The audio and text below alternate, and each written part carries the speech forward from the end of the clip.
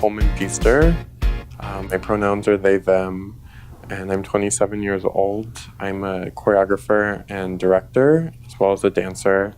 I have my own dance company based here in Seattle called Tectonic Marrow Society.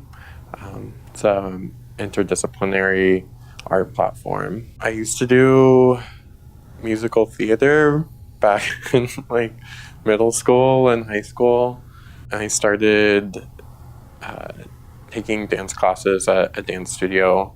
I'm originally from Corpus Christi, Texas, so I used to dance at a little dance studio down there, and eventually I learned that that's what I wanted to be doing full time, and so I stopped doing theater, and for the last 3 years of high school was just focused on dance primarily. My background is in ballet and contemporary dance.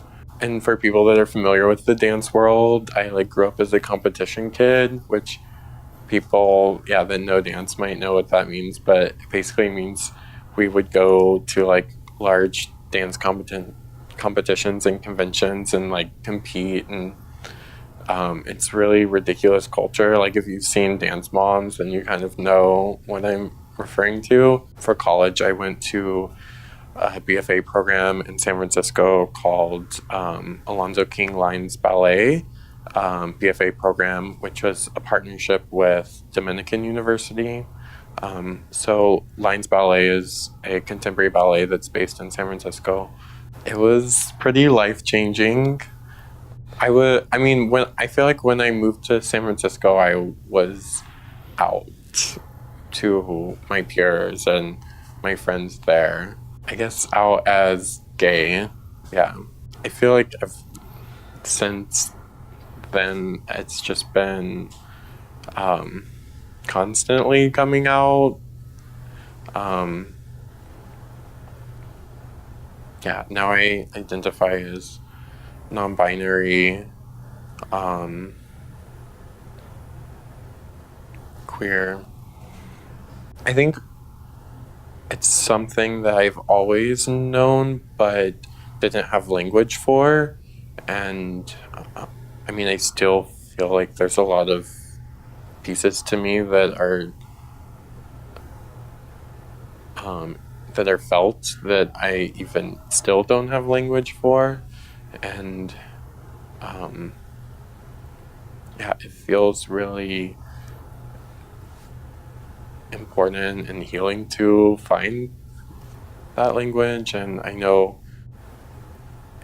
think that it's great that it exists outside of a box or a label and blah blah blah, everyone says that, but the fact that I can find it in new ways every day, I think is important.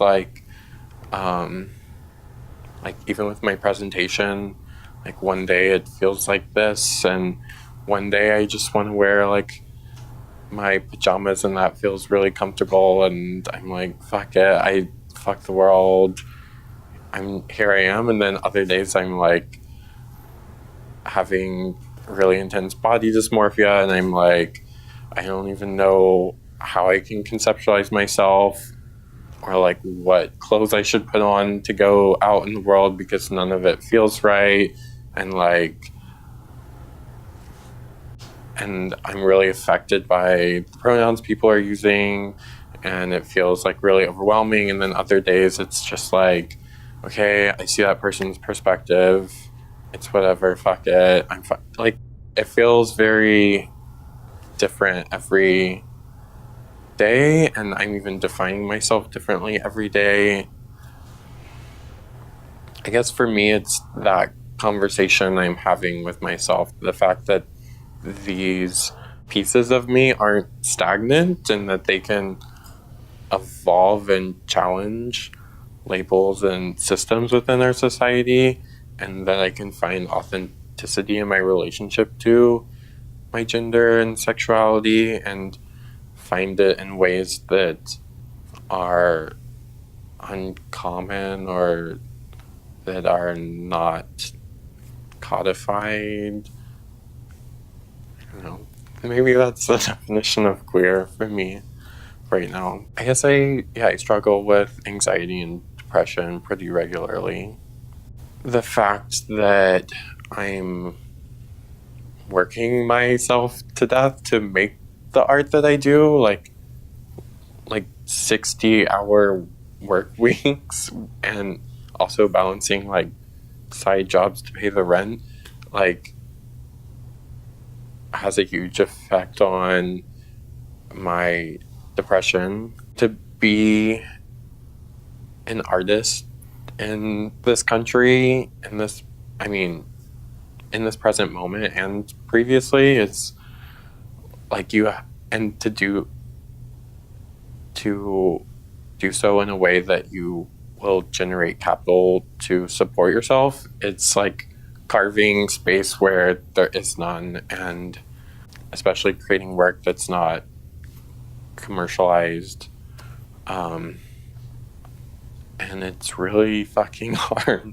I don't know if I'm allowed to say that, but yeah, it's really hard. Like, I work myself to death and then ask myself, why am I doing this? Like, it takes a lot of faith, and like sometimes it's maybe I'm just being obsessive, and but then sometimes it's really rewarding, and the people that I work with I care about so deeply, and there are really beautiful and amazing things that come out of this work, and those moments are very fleeting, especially with dance.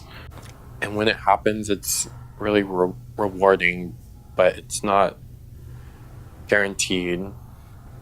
And I guess that's why I do it. It's that full spectrum of experience. The anxiety and depression do make it difficult because I feel like I'm required to constantly produce, and when I can't even get out of bed, it's like really hard to get motivated to do that. But I usually drink some caffeine and figure it out. I'm currently working on Pylon 3, which premieres February 8th and 9th at the Cornish Playhouse. It's produced by Cornish Presents, and it's a third work in a trilogy of evening-length performances.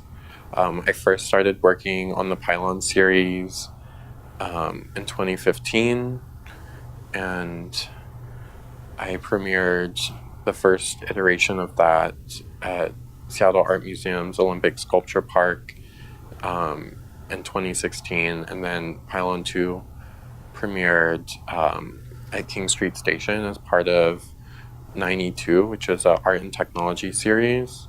And that was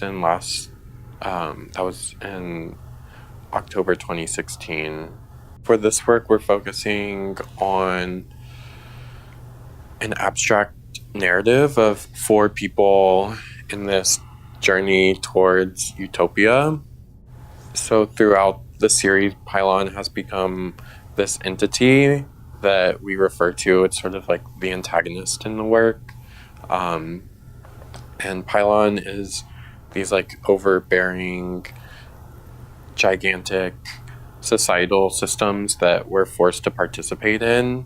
I want the audience to be part of the work. I want them to have opinions, to have space to interact, and I think it's foolish to create a work that doesn't acknowledge the audience, or that just expects them to like listen, to be talked to, or to just take a message from something. Like, what I create is more complex. There isn't just like, here's what I'm trying to tell you. Otherwise, I might work in different mediums where it is a lot more direct. Like, dance is usually pretty abstract. Like, if I wanted to tell a message, I might be a writer instead. Or, I mean, even writers work quite abstract too. So, but yeah, growing up in Texas, I didn't really have there wasn't an example of another person that identified as non-binary that I had ever encountered in my childhood. I was not aware of that language. I mean, even I can only think of maybe like one or two trans people I've encountered in my childhood there, and also like an artist that is working the way that I am, like creating contemporary dance and working with an interdisciplinary team of people. Like that doesn't exist there, or at least where I grew up by Corpus Christi. I think that experience is connected in a way. Like I didn't see an example of me or who I wanted to be. And maybe that's connected to my definition of queer too, is like finding my own example within myself, or letting my own values take me to where I want to go, even if I don't have an example of what that looks like. In San Francisco, there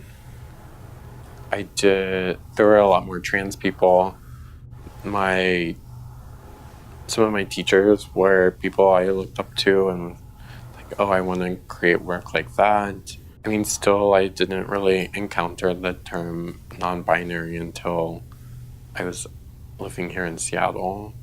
I feel like there's still so much to learn about gender, and so much language that doesn't exist yet, and it's really time for that to happen.